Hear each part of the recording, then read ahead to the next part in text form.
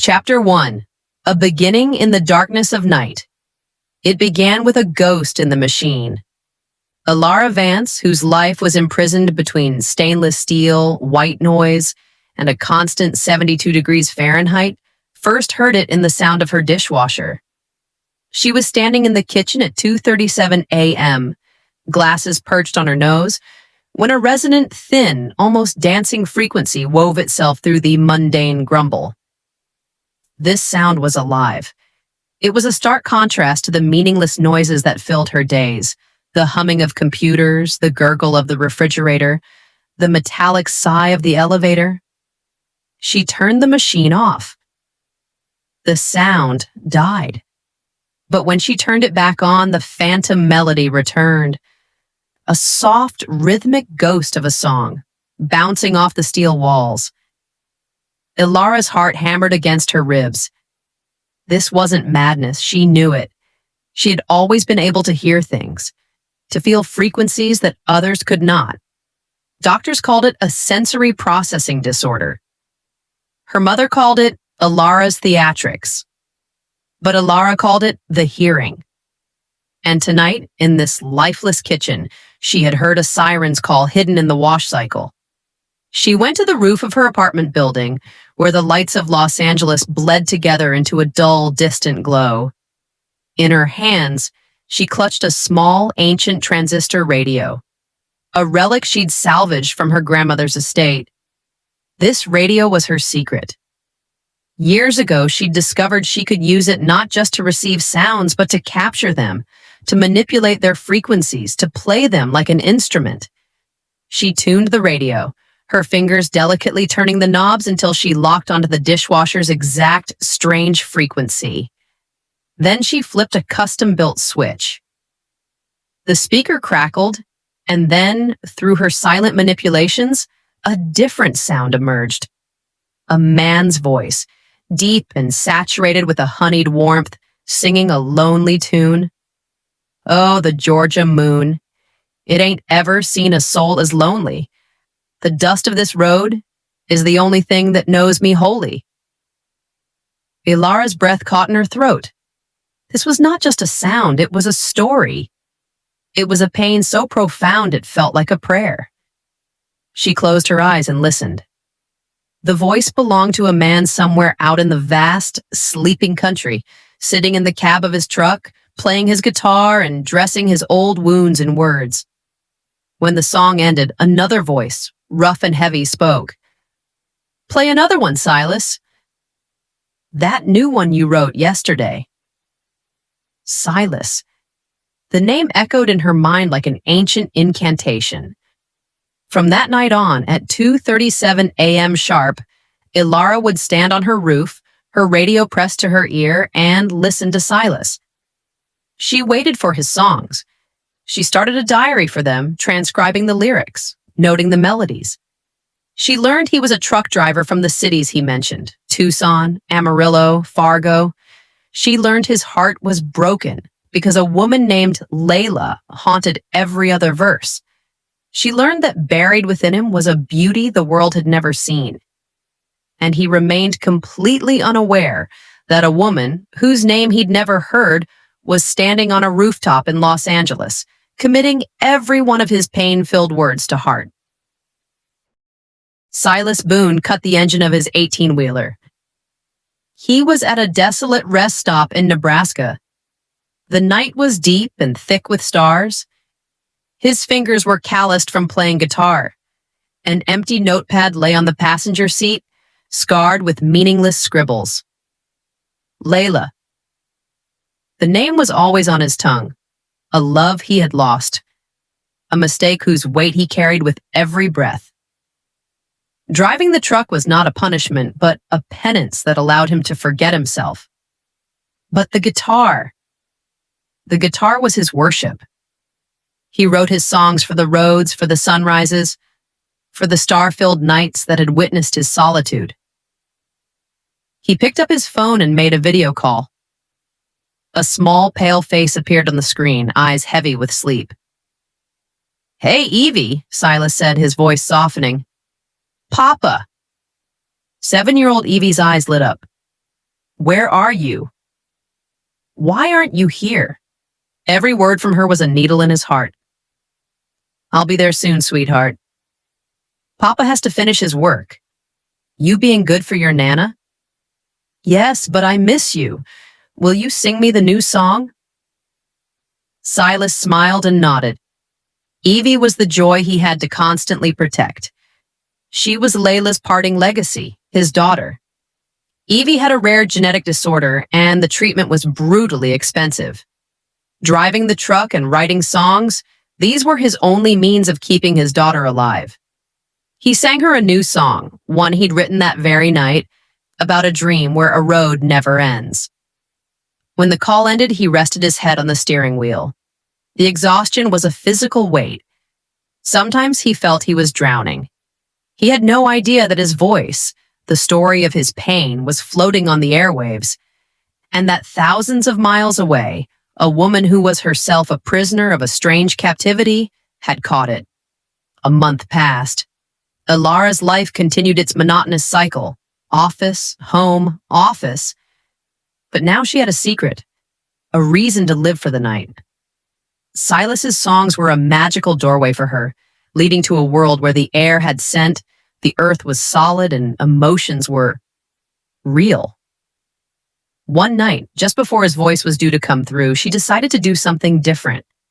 She adjusted the settings on her radio just slightly. Normally, she only listened. Tonight, she wanted to answer. When Silas's song ended, and his friend Jake said, "Anything new tonight, Silas?" Elara brought her radio's microphone, a modification she'd built herself, close to her lips. Her throat was dry.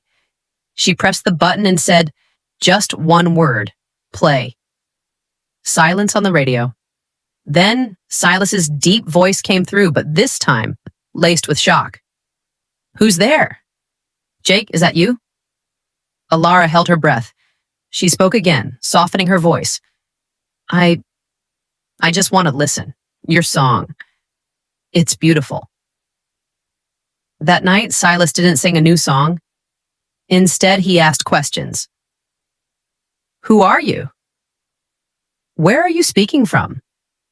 It was their first conversation. It was a strange relationship between a woman trapped in a web of sounds and a man who thought he might be talking to himself. Elara never gave her real name. She called herself Siren, because her grandmother had told her that ancient sailors believed voices could lure them toward perilous, beautiful shores. They talked, sometimes a lot, sometimes a little. Elara told him she lived in a place where everything was colorless and silent. Silas told her he came from a place where the colors were so bright they hurt your eyes and the sounds were so common they made you go deaf. They were filling in the missing pieces of each other. Silas's daughter, Evie, took a turn for the worse. The doctors needed new tests, and they required more money than he had. Silas was desperate. He had emptied his savings. He was broke. One night when Elara, Siren, found him so despondent, she asked, "What's wrong, Silas?" After a hesitant pause, Silas told her the whole story. Layla leaving, Evie's illness, the terror of not being able to save his own daughter. Elara said nothing. She turned off her radio. The next day, Elara did something she had never done before. She took a day off from her company. She went to the bank.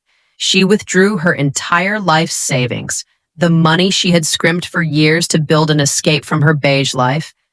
She wrote a letter without a return address, stating simply, "For Evie, a friend." She wired the money to an account whose details she had pieced together from Silas's stories. When the money appeared in Silas's account, he was stunned. The sum was enormous. Who was this Siren? An angel? A madwoman? He tried to reach her on the radio. "Siren, what have you done? I can't take this money." But his answer was silence. Elara was terrified. She had revealed herself. She had broken her own captivity. What would happen now? Even with the money, Silas's life was not easy. While new treatments began for Evie, her questions and his own grew louder. "Papa, Who was the lady that helped us? Silas was tormented by the same question. He stopped talking on the radio, but the silence began to suffocate him. He asked himself, do I want to find her? Why? The answer wasn't simple. Siren's voice had become a solace in his life he hadn't known he was missing. That voice was American honey. A sweetness that didn't burn, that soothed the wounds. Something that felt close, even when it was far away. Driven by this restlessness, he made a decision. He changed his trucking route. Jake, his friend and road partner, tried to reason with him. Man, what are you doing? You don't even know where you're going. That's just it, Jake, Silas replied, his eyes on the bleeding horizon. I do know where I'm going. I'm going to find her.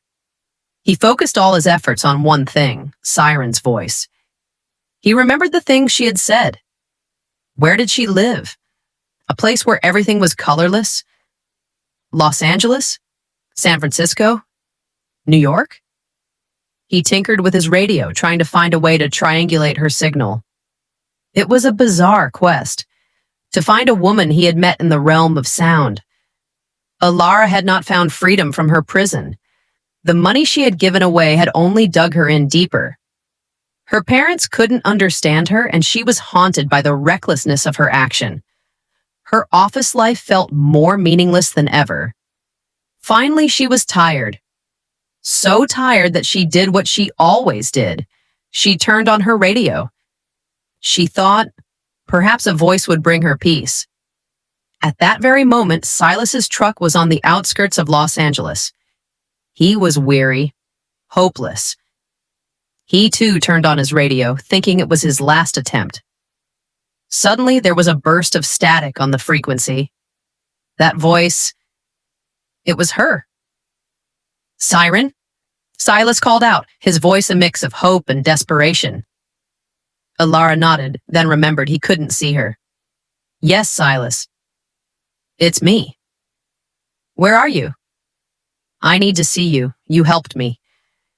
You helped my daughter. I need to thank you. It's not possible, Elara said, her voice trembling.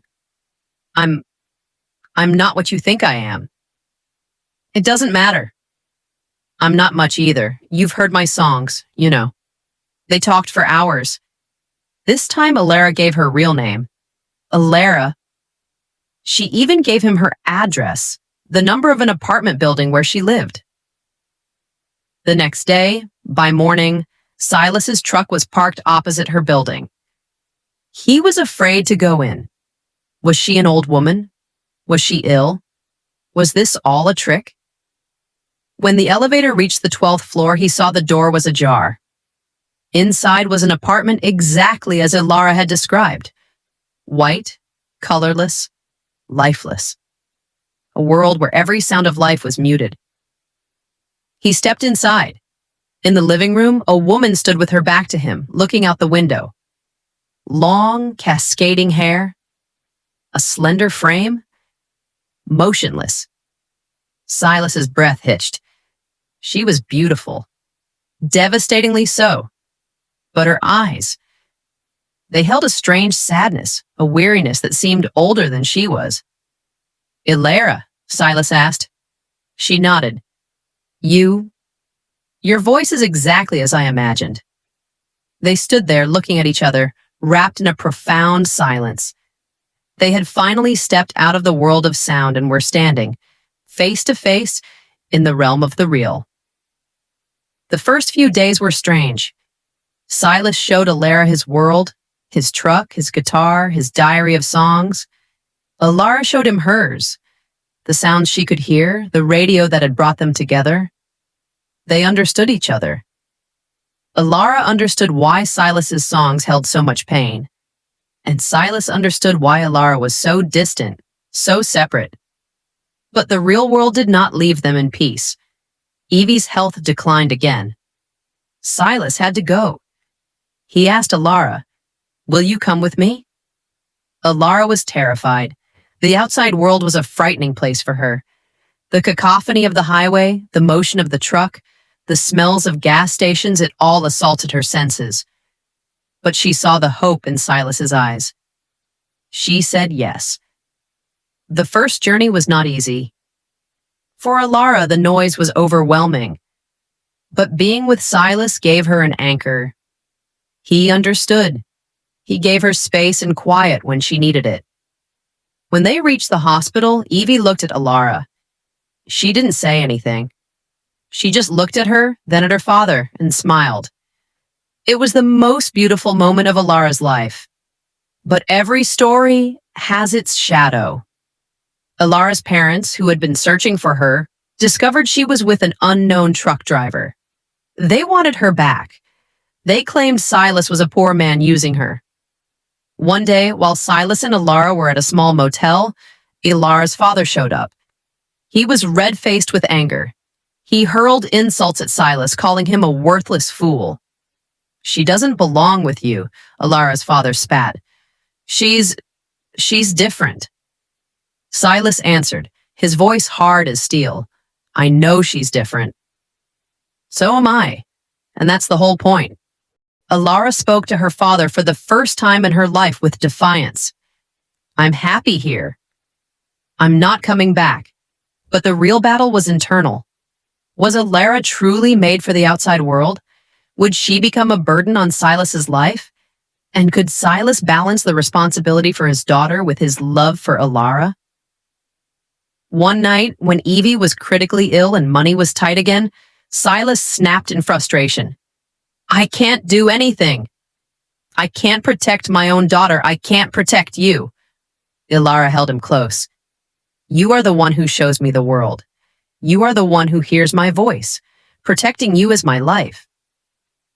The night passed. The difficult time faded. Elara used her unique gift. She found a music producer and sold him on Silas's songs, recognizing the raw magic in them. The first single released was called "American Honey." The song became a smash hit. Finally, Silas found the recognition he deserved. The money troubles vanished. Evie's treatment was secured. One day, Silas took Elara to his home, a small house where he lived with Evie. He picked up his guitar and sang a new song. It was about Elara, a woman who lived in frequencies, who had given him his voice back. "She talks in frequencies only my soul can hear, washed away the rust of all my doubt and fear. She's my American honey, wild and free, the sweetest song that ever found me." Elara closed her eyes. She had never dreamed anyone could love her so completely. She had stepped out of her world of sound and into the arms of a man who had shown her the real world. Today, Silas and Elara live together. Silas is a successful musician. Elara is his manager, using her special talent to amplify his voice and share it with the world. She still hears things no one else can. But now those sounds don't frighten her. They guide her. Evie's health is better. She calls Elara Auntie Honey. Their home is filled with guitars, books, and vintage radios. Sometimes when the night is deep, they go up to the roof. Silas plays his guitar and Elara watches the sound travel up towards the stars. They are not each other's missing piece, but rather each other's strength. They gave each other what no one else could. Silas gave Elara a voice, and Elara gave Silas a heart that could listen. Their story is like American honey, born from harsh ground, a little wild, but with a sweetness that heals every wound and makes every joy more profound. It is the honey that can grow even in the wilderness, if only there is someone to recognize it. And so, a woman who was captive to sounds and a man who was a prisoner of the road gave each other the freedom they never dared to dream of. The end and the beginning. This story does not end here. It begins a new one. Every day is a new song, a new story. Because love does not care for predetermined paths. It is like sound waves, traveling through the air, creating its own way as it goes. If you enjoyed this story, please show your support by subscribing to our channel, Auntie Stories Corner. Don't forget to hit that subscribe button and ring the notification bell so you never miss another tale. Until next time, stay curious.